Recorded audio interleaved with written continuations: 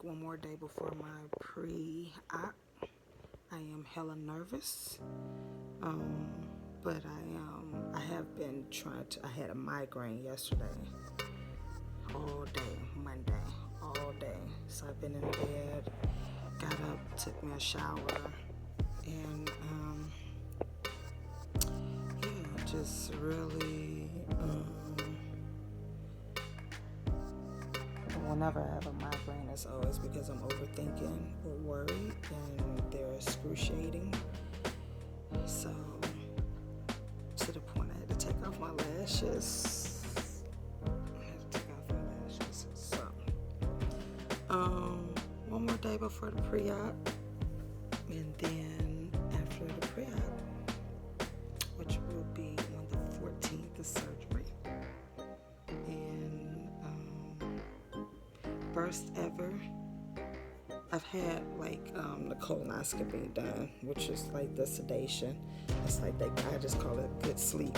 But this is like the first time an actual surgery. So I'm quite nervous. But as my sister told me, that I need to be as relaxed as possible so I can keep my blood pressure down and the anxiety so they can do it. But so I'm listening to her. I sent out my email to my village, and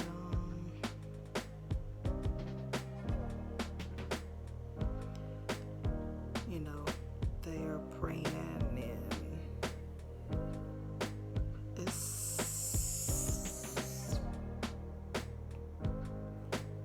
I'm gonna relax.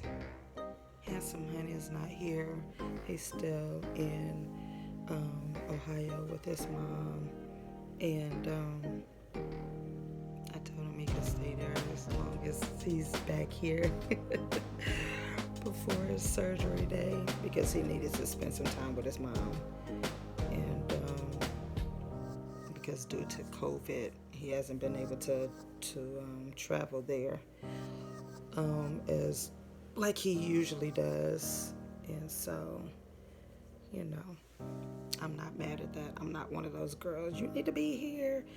No, because I know you only have one mother, and he loves his mom, which is so wonderful. So I'm not selfish like that, because I do have my sister and my village and so forth. So it wasn't one of those decisions like you need to make a choice. But he's going to be here for surgery day and so forth. But I need this. Actually, I miss him. But on the other end, I need this moment by myself while I'm quarantining, because I'm not supposed to be out, you know, with COVID rampantly moving all over the place. So rapidly. Yeah, y'all know what I'm saying.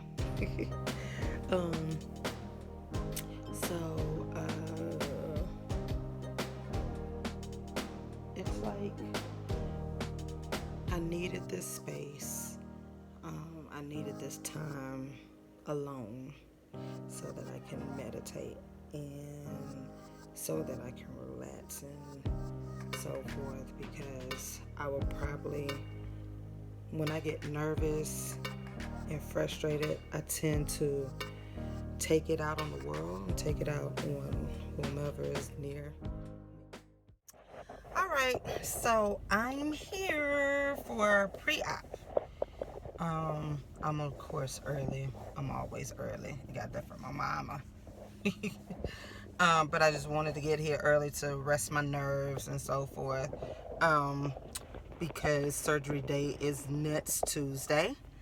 So I'm just going in to get the other information that is needed, and I think they're going to give me a prescription, so I won't have to worry about getting that filled on surgery day.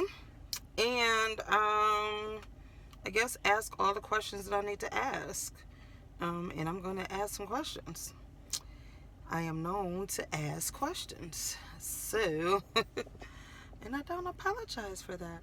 But, talked to some of my village, whether, was giving me some advice on being calm today and not nervous and so forth. I'll talk to a few of them afterwards. But, I don't know. It's a little bit difficult because you have to attend now with COVID, you have to attend these appointments by yourself. And that makes it a little bit harder because neither my sister or my handsome honey can really go in with me. So I don't know how. That's going to be one of my questions also, like for next week. Who's allowed to come with me? And because of the whole visitors policy with COVID, which is very unfortunate because this is my very first time of having surgery and experiencing this. So it's a little bit scary. I don't know what to expect, even though it may not be major for some people. Some people are, I haven't told a lot of people, but I'm thinking like, I have a girlfriend who just had open heart surgery. To me, that is major, but she's doing fine. She's actually the one that encouraged me to vlog this because I didn't want to do it at first, but I was like, you know what? There are a lot of women who are going through this and they may feel alone because I know I did. This is a hysteroscopy, DNC, removal of polyps and fibroids with laparoscopy. I don't even know if I'm pronouncing that stuff right, but just a lot of removal and scraping of stuff. So women may not know what this is or feel like they're by themselves because like I said, I really thought that I knew fibroid removal and hysterectomy women go through and so forth, but just this whole process has been I got a double chin. This whole process has been nerve-wracking, has been frustrating, has been enlightment, like has shed a lot of light on things. But at the same time, it's just frustrating because I just want a normal period. I want a normal body. I want a normal vagina. I mean, it's normal as far as like the bleeding. I am like literally the woman with the issue of blood. I bleed. I am in pain constantly. And I've been on my cycle since I was 9. I started on my period when I was 9.5. So I've been bleeding for, y'all do the math, I'm 48. That's a long time. And over the years, the pain has increased. When I say pain, like I have to carry a bag of, a duffel bag or, a little bag with extra clothes. Extra underwear and pants and actually an entire outfit because there have been times where I've messed up my shirts. Just excessive bleeding. And even though it didn't put a stop to my life, I'm not going to sit there and say it, hindered my life, but it did hinder in some ways, because if my cycle would stay on 10 days, 10 to 12 days, and I'm bleeding heavily, bleeding, and the pain is just excruciating to the point where it's like the first 4 or 5 days I can't move, but then I'm forced to go to work, and it's just like, how you tell your male principal that you're bleeding, you can't do it, you can't teach. So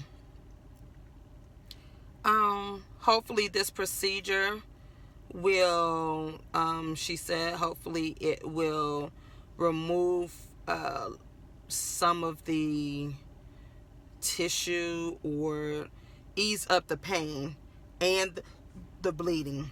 So prayerfully, this will ease that up. And of course, if you're open, for those who know, I suffer from infertility, so this is one cause of it. But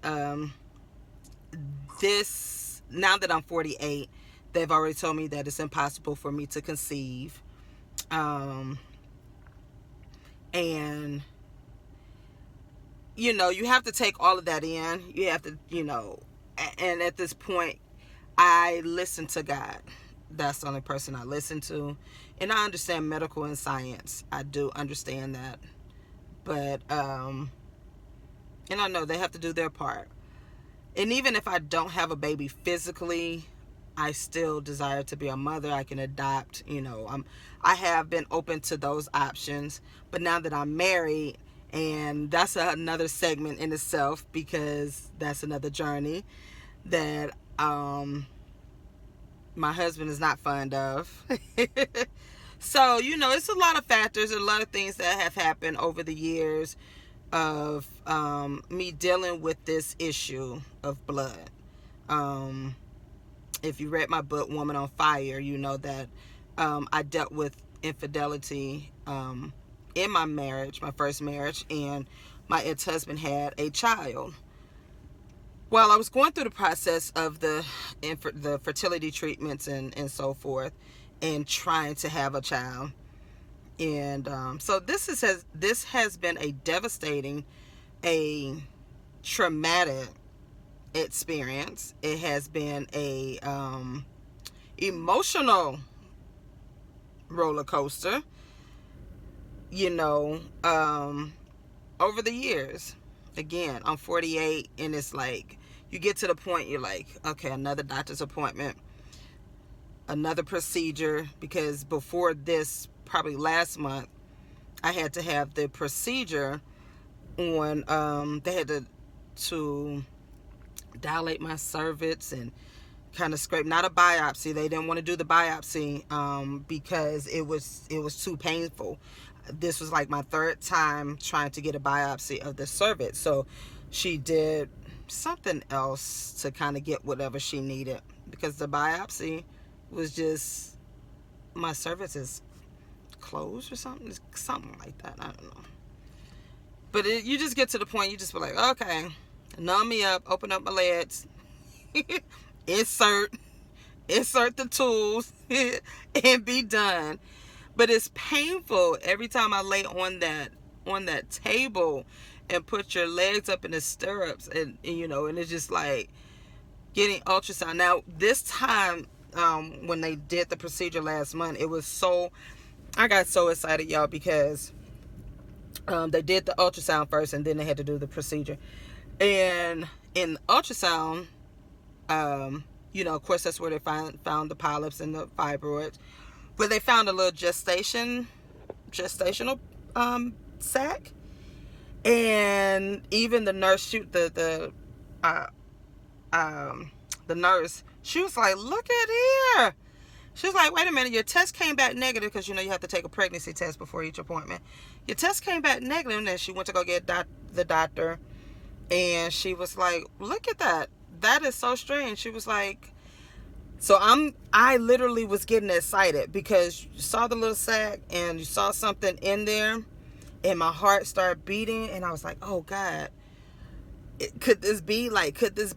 And so they were examining, the wand was up in my uterus for a good 15 minutes. They just going around and around and taking the pictures and so forth. And it was funny because we were all three in the room, and we're just like, and I'm waiting on the big news, and they were like having this conversation, and they were like, that is so strange. Never seen a gestational sac, you know, like they literally, I'm like, I'm right here, y'all up in my coochie, I'm here. And so you know, of course, it turned out not to be what we thought it was, but it was just, that was the first time they'd ever seen that, you know, with me.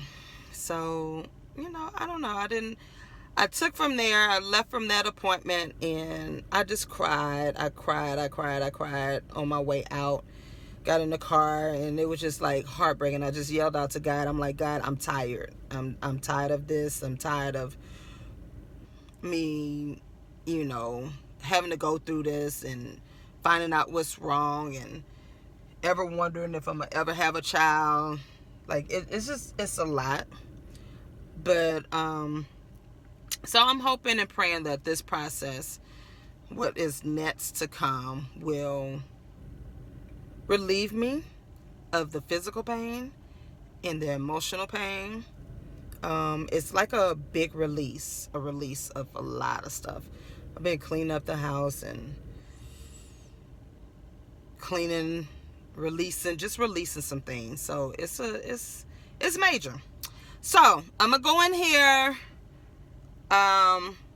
see what they gotta say, and then I will see you all soon. All right, peace. What's up, you guys? Listen, I have a huge favor. I need you all to go over to iamtrinettelcollier's YouTube page, and I need you to click it.